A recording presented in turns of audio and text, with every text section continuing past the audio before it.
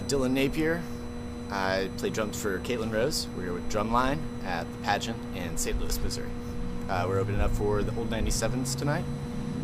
And I play a Ludwig, John Bonham style 4-piece kit, 26-inch kick drum, Sabian cymbals, all that. So that was a cool kit. Yeah, I saw. We just did a Bonham tribute story on DRUMline. Brian Tichy took the replica kit and had all the famous drummers playing. It was really awesome. Awesome. So when I saw that kit, I was like, this guy likes Bonham. Absolutely. I'm a big Bonham enthusiast. So you're a groove master. I try to be, yeah. Try to be, in all humility. Right. Okay. Well, what can we tell you about Caitlin Rose? She's just a country singer-songwriter. She's signed to ATO Records from Nashville. So where can we find your guys' music? It'd be thecaitlinrose.com or on Facebook or any of those other. And do you have iTunes. like a personal website or anything? Oh, or me Facebook personally? you want to talk about? I actually don't. Okay. Dylan Napier. So they could send you a postcard just randomly? Sure, absolutely. Okay, yeah. He might get it. Okay, send it to care of the guy with the Bonham kit. There you go. Okay, thanks a lot, Dylan. Thanks, man. Are you Dylan? Yeah. Hey, man, Philip. Hey, nice to meet you, Good Philip. to meet you, man. Yeah. I've been looking forward to this. Yeah, absolutely. Me as well. I kept looking at the tour thinking, when did they jump on? I thought it was Cincinnati, and it was like, Right. No, but tonight. Tonight. And you're playing Stubbs after Green Hall, right? Right, yeah, we're doing that later in the tour. So Yeah, man, that's great barbecue great there. venue. Yeah, Absolutely. I love playing there. Looking The forward to weather's been really like this. I know, it's been like Mild spring as break. hell. It's great. Well, looking forward to seeing you guys. Absolutely, tonight, you too, Philip. And tossing a few back. All right, man. Absolutely. Take care.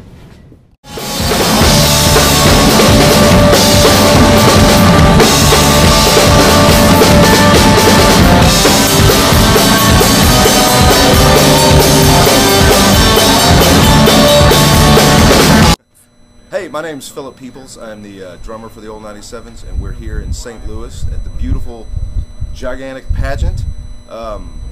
We've got about 4 more days left on about a 3-week tour through the Southeast. First night we pick up Caitlin Rose. I have not seen her live. I'm looking forward to that. We've had the O's open for us for the whole run, who's a good friend of ours, duo from Dallas. You should check them out. They split the drum work between them. One plays a kick drum, one plays a tambourine with the other foot, while being multi-instrumentalists. It's pretty great stuff. But looking forward to kicking it tonight. And yeah, nice meeting y'all. And you've got a pretty unique style because you started out pretty much with a snare drum. In this band, in a lot of bands lately, there's been like kind of a drive towards minimalism. I think. I mean, the drum parts in the old 97's live are pretty rowdy. A lot of the train beats are just fast and crazy, pounding and ferocious. I used to blister and fall apart all the time. But yeah, when I first started in the band, the emphasis was really the snare drum, train beats. Johnny Cash, drummer W.S. Fluke Collins kind of style, mainly echoing the patterns on the acoustic guitar. When the band first started, they were kind of trying to get away from all kinds of stereotypes of just about anything and just play what was in their heart. And Murray and Rhett, both being boys from Texas that grew up with a lot of Willie Nelson and whatnot, just kind of started dabbling in country music, believe it or not. Murray had a huge fascination with classics like Johnny Cash, and the band just kind of formed around the idea that we like Johnny Cash, we like the Clash, we like the Ramones. Maybe all that can come together somehow in this music. And in the very beginning, it was very snare drum driven. I had a kick and a snare, that was it.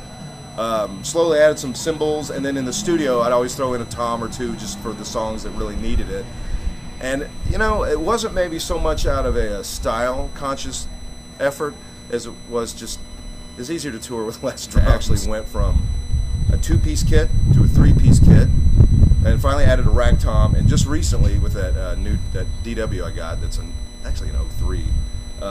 Added the second floor tom. I figured the band wouldn't really notice if I added a second floor tom. Yeah, because they can't see it back there. Yeah, and it's like... And Rhett's favorite instrument in the drum set's always been the floor tom, so I knew he wouldn't have a problem with it. Right, you tell him it makes it sound better as a singer. Yeah, that's absolutely. Joke, well, it's like you like a lot of notes. Well, if I can divvy them up between these low drums, it sounds better. Well, that's cool. Well, let's go check out your kit. Yeah, sure. Let's go check out the kit. All right. Yeah, this is the drum set I've been playing now for about 2.5 years. I had been on the same kit that my folks bought me in 1981, a Yamaha set, for the first 15 years of this band, and I finally decided to retire it because it kind of means something to me. It's kind of special, and it was getting beat up. And I found these on eBay with a nice set of cases. Dirt cheap, couldn't say no. And like I said, I really wanted to add that extra floor tom. So it's kind of hidden there for a reason. I got my wish. And the other set was just a natural wood finish, which to me they sound better without a wrap on them. But I don't know. It had been 15 years. I wanted to change. Oh, and this is new too. We just now got smart enough to put a logo on the head. Yeah, I like that. All right, how many years did that take? Whoa, yeah. I'd rather not say. Is that a train reference? I mean, yes, it is. Murray penned the name based on a song that Johnny Cash covered. Oh, okay. But it was actually, it's a long story. Vernon Dalhart wrote a hit song. It was the first #1 country single called the Prisoner Song. It's a very depressing song. And on the backside, he recorded a song called The Wreck of the Old 97, which is an old traditional of course. hobo song. And Johnny Cash has recorded it as well. That's the most likely reference. But the Vernon Dalhart story is kind of interesting. Look it up. Well, you like country and punk and I like everything. I listen to everything. But your band is influenced, like you said, by the Clash and Cash and everything with the ash sound. So that's how you figure out what to play, I guess. Yeah. Heads-wise, I've been playing Emperor Codeds lately. The tour before this, I tried some pinstripes because a good friend of mine suggested that, and they sounded okay. But I don't know. I like the tone of coated heads better. You got the nice Remo heads? Or? Yeah, Remos. I got an EMAD on the kick. There's something about the way that sounds on this bass drum that it's better than any other. It's crazy. And you got I'm sorry. Oh, go ahead. You just put it on and it sounds kick-ass. It's amazing.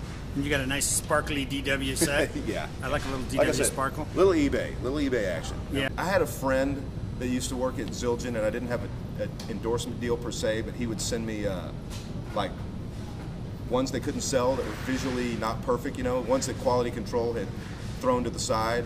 But he used to send me crashes. I'd never had to buy crash cymbals for years, and I went through them a lot because you know, bad PAs and crummy clubs, can't hear anything. Plus, I was always playing real thin cymbals. These actually have a nice tone to them. It's my first set of really nice sounding cymbals. Yeah, the old Zildjians with the dust on them sound the best. They're okay. I actually like the blend of kind of this, you know, the formula of their metal blended with this kind of. To me, all one type of cymbal, I can hear that. I like you know, throwing a Sabian or pasty somewhere. Okay. Well, thanks for the kit tour. We're going to do a little sound check. Oh, the other note. One more thing. The Slingerland snare. Oh, I had.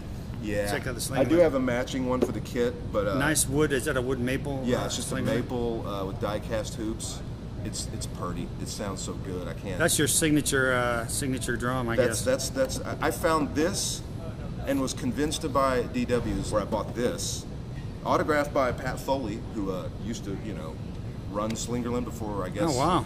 He moved up into Gibson and Gibson Bottom or something like that. Where did he sign it on the inside there? Yeah, the shell signed by him. Wow. So he was, I guess, in charge of quality control at one point. He signed his name to it. Yeah. And then that drum store also had a... We're doing some light changes here because they're getting ready for sound check. That drum shop had a oiled finish DW that was just one of the best sounding kits I'd ever heard. And I don't know, I always kind of liked the sound of vintage drums with their growl and a little bit of dirtiness and just kind of character. And DWs and modern drums always kind of sounded almost too clean. I don't know. I like rock and roll. I like it noisy. And that one set of DWs had like the perfect combination of growl and just punch, and warmth, and big fat tone. And I started thinking, I'm going to think for myself and not let other people's opinions influence what I think drums sound like. And yeah, so I went out on eBay and found them. Man, in the '90s, like Pearl Jam, everybody came out and had the kind of the Buddy Rich jazz set up, one tom, and kind of got away from all the massive drums, and you found a lot better players playing the smaller kits, I think. Yeah, I mean, it's not about how many drums, it's just about what you can feel. When I was really young, I wanted a Neil Peart kit. I tried to build one out of all the drums I could borrow and buy, I wanted, and it looks cool, but like I said, when it gets down to the efficiency of being on tour and you're your own crew guy, you don't want a drum set that big. Right. And it's funner to get it done on something like this. You could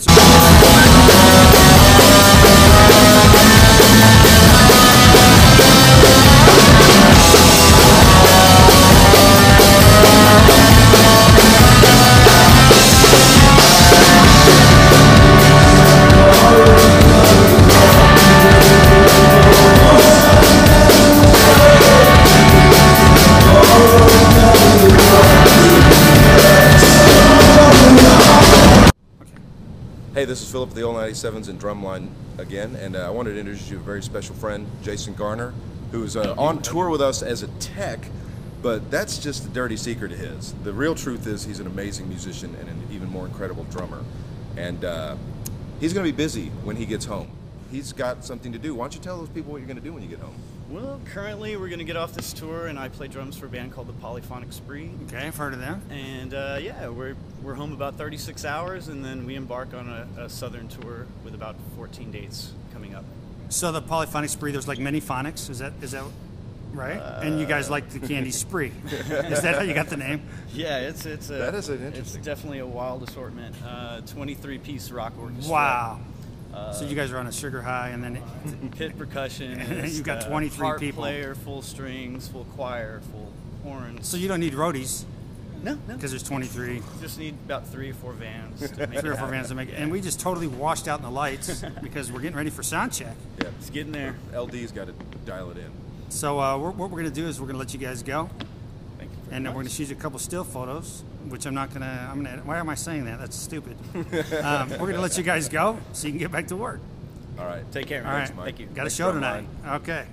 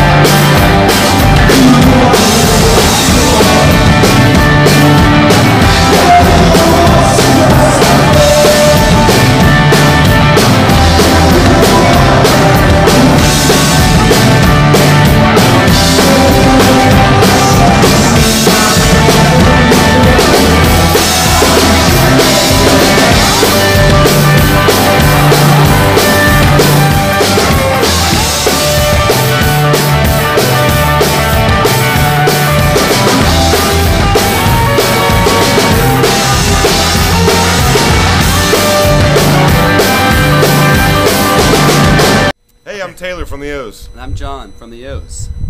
What's and we're at the Pageant Theater, St. Louis with Drumline. What's up? Cool. What's up? Well, welcome to St. Louis, guys. Dude.